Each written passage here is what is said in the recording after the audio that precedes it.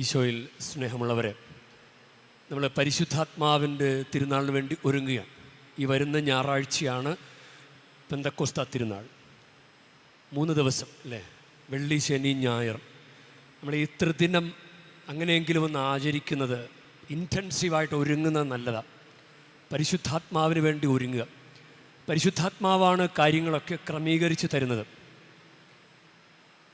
രക്ഷാകര പദ്ധതിയിൽ പോലും പരിശുദ്ധാത്മാവിനെ വെച്ചാണ് പിതാവായ ദൈവം കാര്യങ്ങൾ ചെയ്തത്. മറിയത്തിന് ഈശോയെ നൽകപ്പെട്ടത് പരിശുദ്ധാത്മാവിൻ്റെ ശക്തിയാലാണ്. അപ്പം നമ്മൾ പല കാര്യങ്ങളും ചോദിക്കുമ്പോൾ നമ്മൾ ഈ ലോകത്തിൻ്റെ കാര്യങ്ങളെല്ലാം ചോദിച്ചുകൊണ്ടിരിക്കുക. അത് വേണം, ഇത് വേണം. കുമ്പസാരക്കൂട്ടിൽ വന്നാൽ പോലും അപേക്ഷകൾ പറയാനാണ് പലർക്കും ധൃതി. പക്ഷെ പലരും അറിയുന്നില്ല, കുമ്പസാരക്കൂട്ടിൽ ദൈവം നൽകുന്ന അനന്തമായ കൃപാവരം, അത് കിട്ടിക്കഴിഞ്ഞാൽ വേറൊന്നും വേണ്ട നമുക്ക്. അതുകൊണ്ടാണ് ധൂർത്തപുത്രൻ ഒന്നും ചോദിച്ചില്ല, പക്ഷെ എല്ലാം പറഞ്ഞു, പാപങ്ങളെല്ലാം പറഞ്ഞു.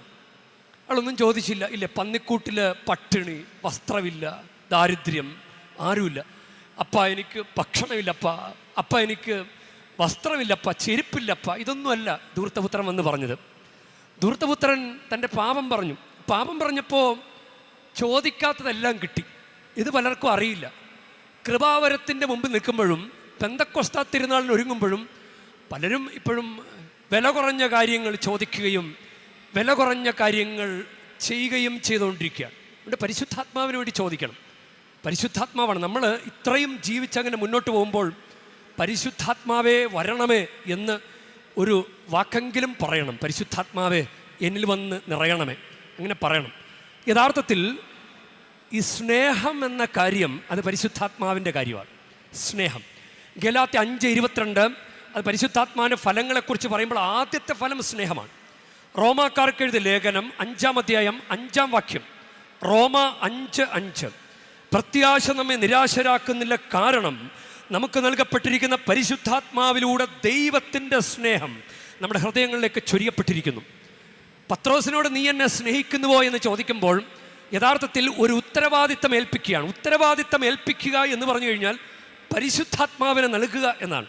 ഇത്രയധികം സ്നേഹിക്കാൻ ഞാനിതാ നിനക്ക് എന്നോടുള്ള സ്നേഹം നൽകുന്നു.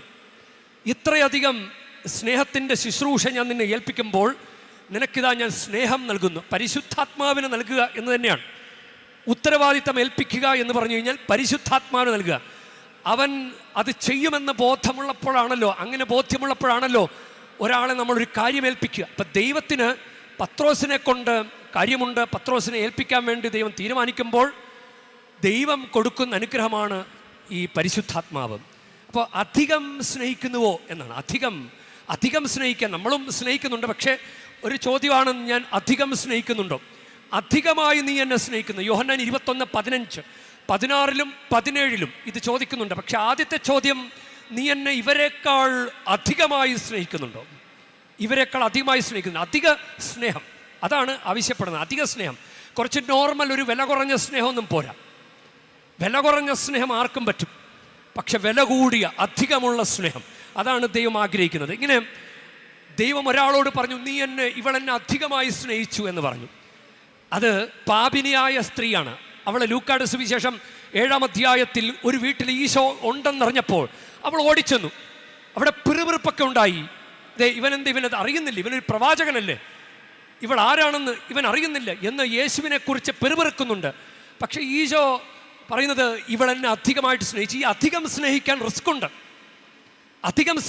ഉണ്ട്. ഈ ആളുകളുടെ പിറുപിറുപ്പൊക്കെ മറികടന്ന് വേണം അധികം സ്നേഹിക്കാൻ. ഇങ്ങനെ കുരിശിൻ്റെ വഴിയിലും നമ്മുടെ ബൈബിളിൽ ഇല്ലാത്തൊരു കഥാപാത്രം കുരിശിൻ്റെ വഴിയിലുണ്ട്. അതാണ് വേറോനിക്ക. അത് പ്രതിബന്ധം അറിയുന്നില്ല എന്നാണ് പറയുന്നത്. പട്ടാളക്കാരുടെ മധ്യത്തിലൂടെ അവൾ ഈശോയെ സമീപിക്കുന്നു. സ്നേഹം പ്രതിബന്ധം അറിയുന്നില്ല. അപ്പോൾ ഇങ്ങനെ സ്നേഹിക്കാൻ, ഇങ്ങനെ അധികം സ്നേഹിക്കാൻ അവൾ എന്തെങ്കിലും പ്രതീക്ഷിച്ചിട്ടാണോ? അല്ലെങ്കിൽ ഈശോയോട് പറഞ്ഞു, ഈശോയെ ഞാൻ നിൻ്റെ മുഖം ഒന്ന് തുടച്ചു തരാം, നീ എനിക്ക് പക്ഷേ നിൻ്റെ മുഖം പകർത്തിത്തരണം എന്ന് പറഞ്ഞു. നമ്മുടെ സ്നേഹമൊക്കെ ഡിമാൻഡഡ് സ്നേഹമാണ്. ഇങ്ങനെ എനിക്കിത് വേണം, എനിക്ക് ഇന്നത് ചെയ്തു തന്നാൽ ഞാൻ അത് ചെയ്യാം, എനിക്കൊരു കൊച്ചിനെ തന്നാൽ ഞാൻ കൊച്ചിൻ്റെ തലമുടി വടിച്ചോളാം. നമ്മൾ അങ്ങനെയൊക്കെയാണ് നേരുന്നത്. എനിക്ക് ഇന്നത് ചെയ്തു കഴിഞ്ഞാൽ ഞാനിങ്ങനെ മുട്ടിന് നിരങ്ങിക്കോളാം. അതൊക്കെയാണ് നമ്മുടെ കണ്ടീഷണൽ സ്നേഹം. അധികം സ്നേഹിക്കാൻ നമുക്ക് അറിഞ്ഞുകൂടാ. ഈശോ പറഞ്ഞ കാര്യങ്ങൾ ചെയ്യാതെ നമ്മൾ പറയുന്ന കാര്യങ്ങൾ അത് വലിയ വലിയ കാര്യമായിട്ട് കരുതുന്നത് നമ്മളാണല്ലോ. പലതും പറയുന്നത് ഞാൻ അങ്ങനെ ചെയ്തോളാം, ഞാൻ ഇങ്ങനെ ചെയ്തോളാം. പക്ഷേ ഈശോ പറഞ്ഞിട്ടില്ല പല കാര്യങ്ങളും. ഈശോ പറഞ്ഞിട്ടുണ്ട്. ഈശോ ഇന്ന് പത്രോസിനോടൊരു കാര്യം പറയാൻ, നീ എൻ്റെ കുഞ്ഞാടുകളെ മേയ്ക്കുക, നീ എൻ്റെ കുഞ്ഞാടുകളെ മേയ്ക്കുക. അതിനു വേണ്ടിയിട്ടാണ് നീ എന്നെ സ്നേഹിക്കുന്നു എന്ന് ചോദിച്ചത്. ഇപ്പോൾ ഒരു കാര്യം ഏൽപ്പിക്കാൻ വേണ്ടിയിട്ടാണ് സ്നേഹമുണ്ടോ എന്ന് ചോദിക്കുന്നത്. സ്നേഹമുണ്ടോ? നിനക്ക് സ്നേഹമുണ്ടോ? നിന്റെ സ്നേഹത്തിനും ദൈവത്തിനും ഇടയിൽ എത്ര അകലമുണ്ട്, എത്ര അകലമുണ്ട്? ഒരു പാപിനിക്ക് പാപത്തിൻ്റെ അകലമുണ്ട് ഇല്ലേ? പാപിനിക്ക് പാപത്തിൻ്റെ അകലമുണ്ട്. പത്രോസ് തള്ളിപ്പറഞ്ഞില്ലേ? അപ്പം പത്രോസ് അത് നികത്താൻ ശ്രമിക്കുകയാണ് ഇല്ലേ? 3 പ്രാവശ്യം തള്ളിപ്പറഞ്ഞത് പത്രോസിനെ കൊണ്ട് 3 പ്രാവശ്യം സ്നേഹിക്കുന്നെന്ന് പറയിപ്പിക്കുന്ന ദൈവം ഈ അകലം കുറച്ചെടുക്കുക. നമുക്ക് ചിലപ്പോൾ കഴിഞ്ഞ ദിവസം ഒരു കുടുംബം അവരുടെ വീട്ടിൽ നിന്ന് പറഞ്ഞു വിട്ടിരിക്കുകയാണ്, ഒരു മൊന്ത മേടിച്ചോണ്ട് വരണം. അപ്പോൾ ഇവിടെ നിന്ന് മൊന്ത മേടിച്ചോണ്ട് എന്നാൽ വീട്ടിൽ ഐശ്വര്യം കിട്ടുമെന്നാണ് പറയുന്നത്. കുമ്പസാരിച്ചാലും കുർബാന സ്വീകരിച്ചാലും അല്ല ഐശ്വര്യം. നീ തിരിച്ചു വന്നാൽ നിന്റെ ഐശ്വര്യം ഞാൻ പുനഃസ്ഥാപിക്കും. ബൈബിളിൽ പറയുന്ന വചനമാണ്. നീ തിരിച്ചു വന്നാൽ ഇല്ല, ധൂർത്തപുത്രൻ തിരിച്ചു വന്നപ്പോൾ അവൻ്റെ ഐശ്വര്യം പുനഃസ്ഥാപിച്ചു കൊടുത്തു.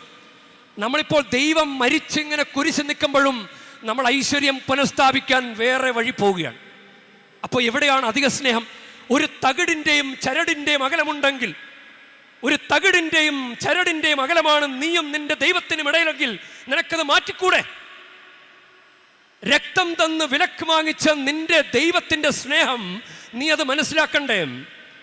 ദൈവത്തിൻ്റെ സ്നേഹം നീ മനസ്സിലാക്കണം. നീ ഇപ്പോഴും നിനക്ക് വേണ്ടി മരിച്ച് തൂങ്ങി നിൽക്കുന്ന കർത്താവിനെ നിനക്ക് സ്നേഹിക്കാൻ അറിഞ്ഞൂടാ. അങ്ങനെയെങ്കിൽ നീ കൂടെ കൂടെ കുമ്പസാരിക്കും, അങ്ങനെയെങ്കിൽ നീ കൂടെ കൂടെ കുർബാന സ്വീകരിക്കും. ഇതാണ്. അപ്പോൾ ഈ ഒരു സ്നേഹം നമുക്കറിച്ച് ഇത് നമുക്കിപ്പോൾ ഒരു ടേമുണ്ട്, ഹൈപ്പർ ആക്റ്റീവ് ഇല്ല. ഹൈപ്പർ ആക്റ്റീവ് എന്ന് പറഞ്ഞു കഴിഞ്ഞാൽ ടേം നമ്മൾ വളരെ നെഗറ്റീവായിട്ടാണ് നമ്മൾ കണക്കാക്കുന്നത്. കുട്ടികൾ ഹൈപ്പർ ആക്റ്റീവാണ്, അച്ഛാ ഇവൻ ഭയങ്കര ഹൈപ്പർ ആക്റ്റീവാണ് എന്ന് പറയും. പക്ഷേ ഞാൻ വിചാരിക്കുകയാണ് പത്രോസ് ഹൈപ്പർ ആക്റ്റീവാണ്. പത്രോസിൻ്റെ ഹൈപ്പർ ആക്ടിവിറ്റി അത് നെഗറ്റീവായിട്ട് സംഭവിച്ചിട്ടുണ്ട്, പക്ഷെ പോസിറ്റീവായിട്ട് വളരെയധികം ഗുണം ചെയ്തിട്ടുണ്ട്, വളരെയധികം ഗുണം ചെയ്തിട്ടുണ്ട്. ഈ ഹൈപ്പർ ആക്റ്റീവ് അതുകൊണ്ടാണ് ബാറൂക്ക് പ്രവാചകന്റെ പുസ്തകം 4-ാം അധ്യായം 28, 29 വചനങ്ങൾ ദൈവത്തിൽ നിന്ന് അകലാൻ കാണിച്ചതിൻ്റെ 10 ഇരട്ടി തീക്ഷ്ണതയോടെ തിരിച്ചു വന്ന് അവിടുത്തെ തേടുവിൻ. അതാണ് പത്രോസ് ശ്രമിച്ചുകൊണ്ടിരിക്കുന്നത്. ദൈവത്തിൽ നിന്ന് നീ ഒരു തകിടിൻ്റെയും ചരടിൻ്റെയും ഒരു താഴ്പൂട്ടലിൻ്റെയും അകലമാണ് നിനക്ക് ദൈവവും നിന്റെ ഈശോയുടെ കുരിശുമരണവും നിന്റെ സ്നേഹവും തമ്മിലുണ്ടെങ്കിൽ അതൊന്ന് മാറ്റിക്കൂടെ? 10 ഇരട്ടി തീക്ഷ്ണതയോടുകൂടെ നിനക്ക് തിരിച്ചു വന്നുകൂടെ? എന്തെന്നാൽ നിങ്ങളുടെ മേൽ ഈ അനർത്ഥങ്ങൾ വരുത്തിയവൻ തന്നെ നിങ്ങൾക്ക് രക്ഷയും നിത്യാനന്ദവും നൽകും. അതാണ് ദൈവം അത് തരാൻ ആഗ്രഹിക്കുന്നുണ്ട്. ഈ അകലം കുറച്ചെടുക്കണം. അപ്പോൾ പത്രോസ് ഹൈപ്പർ ആക്റ്റീവാണ്. ഈ ഹൈപ്പർ ആക്റ്റീവിൻ്റെ പോസിറ്റീവ് വശങ്ങളുണ്ട്, വളരെയധികം പോസിറ്റീവ് വശങ്ങളുണ്ട്. അതായത് ഹൈ എനർജിയാണ്. ഹൈ എനർജി പിന്നെ നല്ല പവറായിരിക്കും. അതുകൊണ്ടാണ് പത്രോസ് നടപടി പുസ്തകം 4-ാം അധ്യായം 11-12 വചനങ്ങളിൽ യഹൂദന്മാരുടെ മുമ്പിൽ വളരെയധികം ശക്തിയോടുകൂടെ കർത്താവിനെ ഏറ്റുപറഞ്ഞത്, മറ്റാരിലും രക്ഷയില്ല, ആകാശത്തിന് കീഴേ മനുഷ്യ രക്ഷയ്ക്ക് വേണ്ടി മറ്റൊരു നാമവും നൽകപ്പെട്ടിട്ടില്ല. നമ്മളിങ്ങനെ താഴ്പൂട്ടാനും ചരട് കെട്ടാനും പോയാൽ ഇതിലും രക്ഷയുണ്ട്, ചരട് പൂട്ടുന്നതിലും രക്ഷയുണ്ട് എന്ന് പറയുന്നത് പോലെയാ. നമുക്ക് പറയാൻ പറ്റുമോ കർത്താവാണ് ഏകരക്ഷകൻ എന്ന് പറയാൻ പറ്റുമോ? കർത്താവ് ഏകരക്ഷകനായിട്ടുള്ളവർ വേറെ കാര്യങ്ങൾ ചെയ്യാൻ പോവും. അതാണ് അധികം സ്നേഹം. ദൈവം ആഗ്രഹിക്കുന്നത് അധികം സ്നേഹമാണ്. അപ്പോൾ ഈ ക്രിയേറ്റിവിറ്റി ഉണ്ടാവും. ഹൈപ്പർ ആക്ടിവായിട്ടുള്ള ആളുകൾക്ക് ക്രിയേറ്റിവിറ്റി ഉണ്ടാകും. അവർക്ക് വ്യത്യസ്തമായ ചിന്തകളുണ്ടാകും. ഹൈപ്പറായിട്ടുള്ള ഫോക്കസ് ഉണ്ടാവും. ഹൈപ്പറായിട്ടുള്ള ഫോക്കസ് എന്ന് പറഞ്ഞു കഴിഞ്ഞാൽ വളരെ ഡീപ്പർ കോൺസെൻട്രേഷൻ അവർക്കുണ്ടാകും. ഹൈ ലെവൽ പ്രൊഡക്ടിവിറ്റി, അവരത് ചെയ്തു കഴിയുമ്പോൾ അവർക്ക് സാറ്റിസ്ഫാക്ഷൻ ഉണ്ടാവും. ഭയങ്കര കോൺസെൻട്രേഷൻ ആയിരിക്കും. കർത്താവിൻ്റെ കാര്യത്തിൽ പത്രോസ് പിന്നെ പിന്നോക്കം പോയിട്ടില്ല. ജന്മന മുടന്തൻ അങ്ങനെ ഭിക്ഷയാചിക്കുമ്പോൾ അവനോട് എനിക്കൊന്നുമില്ല, എൻ്റെ കയ്യിൽ സ്വർണമോ വെള്ളിയോ ഒന്നുമില്ല, എനിക്കുള്ളത് ഇതാണ്, നീ നസ്രായനായ യേശുവിൻ്റെ നാമത്തിൽ എഴുന്നേറ്റ് നടക്കുക, ഇങ്ങനെ പറയാൻ സാധിക്കുന്നത് ഇതാണ്. ഹൈപ്പർ ആക്റ്റീവായിട്ടുള്ള ആളുകൾക്ക് നല്ല കോൺസെൻട്രേഷൻ ഉണ്ടാകും. നമുക്ക് കോൺസെൻട്രേഷൻ ഉണ്ടെങ്കിൽ കർത്താവിൻ്റെ മരണത്തെ നീ കോൺസെൻട്രേറ്റ് ചെയ്ത് ജീവിക്കുന്നുണ്ടെങ്കിൽ നീ എന്തിനാണ് വേറെ വഴി പോകുന്നത്, വേറെ വഴികളിലേക്ക് പോകുന്നത്, വേറെ ആശ്രയം തേടുന്നത്? നിനക്ക് സഭയിലൂടെ നൽകിയിട്ടുള്ള പരിശീലനം ഉപേക്ഷിച്ച് വഴിയരികിൽ പറയുന്നവർ നൽകുന്ന നിർദ്ദേശങ്ങൾ നീ എന്തുകൊണ്ടാണ് ചെയ്യുന്നത്? നിനക്ക് അധികം സ്നേഹമുണ്ടോ? അപ്പോൾ ഈ പുതിയ കാര്യങ്ങൾ ട്രൈ ചെയ്യാനായിട്ടുള്ള മനസ്സവർക്കുണ്ടാകും. ഈ ഹൈപ്പർ ആക്റ്റീവായിട്ടുള്ള ആളുകൾക്ക് അവർക്ക് ഭയമൊന്നും ഉണ്ടാകില്ല, അവർ സാഹസികത കാണിക്കും. അതാണ് പൗലോസും പത്രോസൊക്കെ നടപടി പുസ്തകത്തിൽ അവർ കാണിക്കുന്ന കർത്താവിന് വേണ്ടി അവർ മരിക്കാൻ വരെ തയ്യാറാണ്. നമുക്ക് മരണം പോയിട്ട് നമുക്ക് കുറുക്കു വഴികളാണ് നമ്മൾ നോക്കുന്നത്. മരിക്കണ്ട, കർത്താവിന് വേണ്ടി മരിക്കണ്ട. നിങ്ങൾ കർത്താവിനെ ഉപേക്ഷിച്ചിട്ട് കുറുക്കു വഴികൾ തേടുന്നത് എന്തിനാണ്? കുറുക്കു വഴികൾ. ചില ആളുകൾ മുട്ടിനിറങ്ങും, പക്ഷെ കുമ്പസാരിക്കവില്ല, കുർബാന സ്വീകരിക്കില്ല. കൈവപ്പ് പ്രാർത്ഥനയ്ക്ക് വലിയ പ്രാധാന്യം കൊടുക്കും. അത് കൂദാശയല്ല. കൂദാശയിലൂടെ ദൈവത്തിൻ്റെ പ്രസാദപരം കിട്ടുന്ന ആ കാര്യങ്ങൾ ചിലപ്പോൾ എത്രയോ നീണ്ടുപോകുന്നുണ്ട്. കർത്താവിനോടുള്ള സ്നേഹത്തിൻ്റെ അകലം കുറച്ചെടുക്കുക. ഇനി നമ്മുടെ മുന്നിൽ വരുമ്പോഴും നമുക്കെതിരെ, നമ്മുടെ കർത്താവിനെതിരെ വരുന്ന കാര്യങ്ങൾ ചെറുത്ത് നിൽക്കാൻ ഈ ഹൈപ്പർ ആക്റ്റീവായിട്ടുള്ള ആളുകൾക്ക് കഴിവുണ്ടാവും. അവരെ പ്രതിരോധിക്കും. ഇതെനിക്ക് വേണ്ട, ഇത് എനിക്ക് പറഞ്ഞിട്ടുള്ളതല്ല, ഇതെൻ്റെ വിശ്വാസത്തിനെതിരാണ് എന്ന് പറയണം. എന്തേ പറയാത്തത്? അമ്മമാർ തന്നെ, മുതിർന്ന അമ്മമാർ അവിടെ പോയിട്ട് ഇത് ചെയ്യണം എന്ന് പറഞ്ഞാൽ വിടുന്നത്. അപ്പോൾ എങ്ങനെയാണ് കർത്താവിനെ സ്നേഹിക്കുന്നത്? കർത്താവിനെ സ്നേഹിക്കാൻ നമ്മൾ പഠിക്കണം. അധിക സ്നേഹം നൽകുന്നത് പരിശുദ്ധാത്മാവാണ്. ഈ കുഞ്ഞാടുകളെ മേയ്ക്കുക എന്ന് പറഞ്ഞില്ലേ, ഈ കുഞ്ഞാടുകൾ നമ്മുടെ വീട്ടിൽ, നമ്മുടെ മക്കൾ അല്ലെ, വീട്ടിലുള്ളവരൊക്കെ കുഞ്ഞാടുകളായിട്ട് നമുക്ക് കരുതാൻ പറ്റും. ഒരപ്പൻ അല്ലെങ്കിൽ അമ്മ അവരൊക്കെ ഒരു ഇടയൻ്റെ റോളും ചെയ്യാൻ പറ്റും. ഈ കുഞ്ഞാടുകളെ മേയ്ക്കുക. എൻ്റെ കുഞ്ഞാടുകൾ എന്ന് ഈശോ പറയുമ്പോൾ എൻ്റെ കുഞ്ഞാടുകൾ എന്താ? കുഞ്ഞാടുകളും അങ്ങനെ ഓരം ചേർന്ന് ഇടയനോട് ചേർന്ന് നടക്കുന്നവരാ. അവർ വലിയ പരാതിയൊന്നുമില്ല, മുറുമുറുപ്പൊന്നുമില്ല. അവരിങ്ങനെ കൂടെ നടക്കുന്നവരെ മാറാതെ കൂടെ നടക്കുന്നവരെ നയിക്കേണ്ടവൻ കൂടെ നടക്കണ്ടേ? മാറാതെ കൂടെ നടക്കുന്ന കുഞ്ഞാടുകൾ, ഇടയൻ്റെ കൂടെ, എൻ്റെ കുഞ്ഞാടുകൾ എന്നാ പറയാം. എൻ്റെ കുഞ്ഞാടുകൾ. നിങ്ങളുടെ കയ്യിലുള്ള കുഞ്ഞുങ്ങൾ അത് നിങ്ങളുടെ കുഞ്ഞുങ്ങളാണ്, അത് ദൈവത്തിൻ്റെ കുഞ്ഞുങ്ങളാണ്. ദൈവത്തിൻ്റെ മടിയിലും തോളത്തും ഇരുന്ന കുഞ്ഞുങ്ങളാണ് നിങ്ങളുടെ ഉദരത്തിലേക്ക് വന്നത്. എൻ്റെ കുഞ്ഞുങ്ങളെന്ന് പറയാൻ പറ്റുമോ? അത് ദൈവത്തിൻ്റെ കുഞ്ഞാടുകൾ. അപ്പോൾ ഒരപ്പനോ അമ്മയെന്ന നിലയിൽ എൻ്റെ കുഞ്ഞാടുകളെ നിങ്ങൾ മേയ്ക്കുക എന്ന് പറയുമ്പോൾ, എൻ്റെ കുഞ്ഞാടുകൾ എൻ്റെ കൂടെ ഉള്ളവരാ, എൻ്റെ തോളത്തും മടിയിലിരിക്കുന്നവരാ, എൻ്റെ ചേർന്ന് നിൽക്കുന്നവരെ, മാറാതെ കൂടെ നടക്കുന്നവരെ കൂടെ ചേർത്ത് പിടിക്കാൻ അവൻ മാറി നടന്നാലോ? മാറാതെ കൂടെ നടക്കേണ്ടവരെ ചേർത്ത് പിടിക്കേണ്ടവൻ മാറി നടന്നാലോ? അവൻ ചേർന്ന് നടക്കണം. അതാണ് ദൈവം ആഗ്രഹിക്കുന്നത്. ഈ അധിക സ്നേഹം അത് ദൈവത്തിൻ്റെ ആഗ്രഹമാണ്. നമുക്കതുകൊണ്ട് പ്രത്യേകമായിട്ട് പ്രാർത്ഥിക്കാം. പരിശുദ്ധാത്മാവാണ് നമ്മളെ നയിക്കുന്നത്. ഈ അധിക സ്നേഹം നൽകുന്നതും പരിശുദ്ധാത്മാവാണ്. ഉത്തരവാദിത്തം ഏൽപ്പിക്കുമ്പോൾ അതിൻ്റെ അർത്ഥം പരിശുദ്ധാത്മാവിനെ നൽകുക എന്നതാണ്. നമ്മൾ ഓരോ ഉത്തരവാദിത്തങ്ങൾ ഏൽപ്പിച്ചിട്ടുണ്ട്. വിശ്വാസം പോലും നമ്മൾ ഏൽപ്പിച്ച ഉത്തരവാദിത്തമാണ്. വിശ്വാസത്തിൽ വെള്ളം ചേർക്കാൻ പാടില്ല. വിശുദ്ധ ഗ്രന്ഥമുണ്ട്, പാരമ്പര്യങ്ങളുണ്ട്, സഭയുടെ പ്രബോധനങ്ങളുണ്ട്. ഇതൊക്കെ വിശുദ്ധ നിക്ഷേപത്തിലുള്ളതാണ്, വിശ്വാസ നിക്ഷേപത്തിലുള്ളതാണ്. നമ്മൾ പുറത്തുനിന്ന് വേറെ കാര്യം കൂട്ടിച്ചേർക്കാൻ പാടില്ല. അങ്ങനെ ചേർത്ത് പോയാൽ അപ്പോൾ വിശ്വാസം പോലും നമ്മൾ ഏൽപ്പിച്ച കാര്യമാണ്. ഏൽപ്പിച്ചത് പകർന്നു കൊടുക്കാനായിട്ടുള്ള വിളിയാണ്.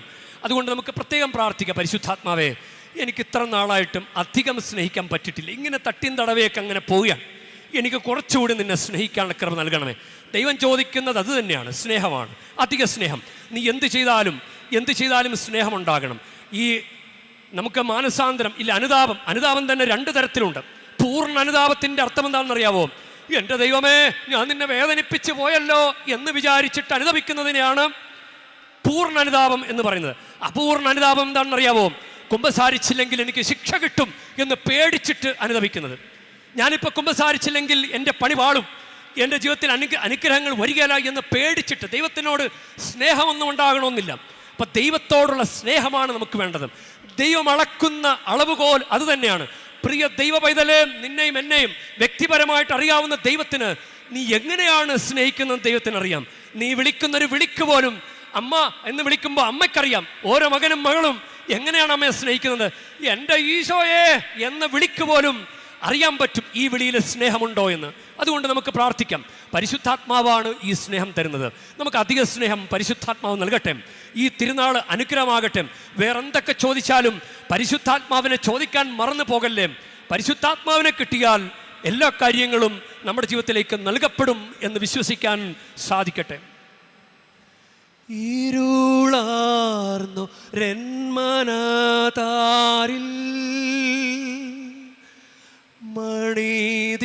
മണിദീപമായി നീ വരൂ.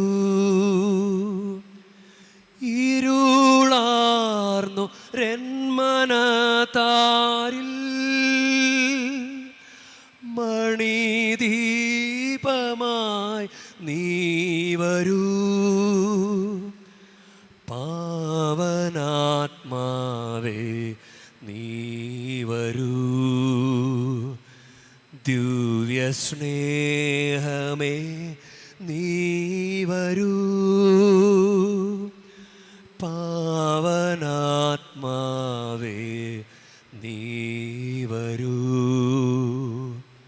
പരിശുദ്ധാത്മാവ് നിറഞ്ഞ് ദൈവത്തോടുള്ള സ്നേഹത്താൽ ജ്വലിച്ച പരിശുദ്ധ അമ്മ, കുരിശിൻ്റെ വഴിയിലൂടെ നടക്കാനും അണുകിടം മനസ്സ് വ്യതിചലിക്കാതെ മാറി മാറി നടക്കാതെ കുരിശിൻ്റെ വഴിയിലൂടെ പോലും ഈശോയുടെ കൂടെ നടന്ന കുരിശിൻ്റെ ചുവട് വരെ എത്തി.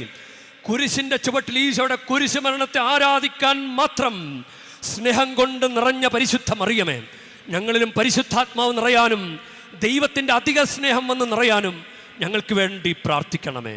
ആമേൻ.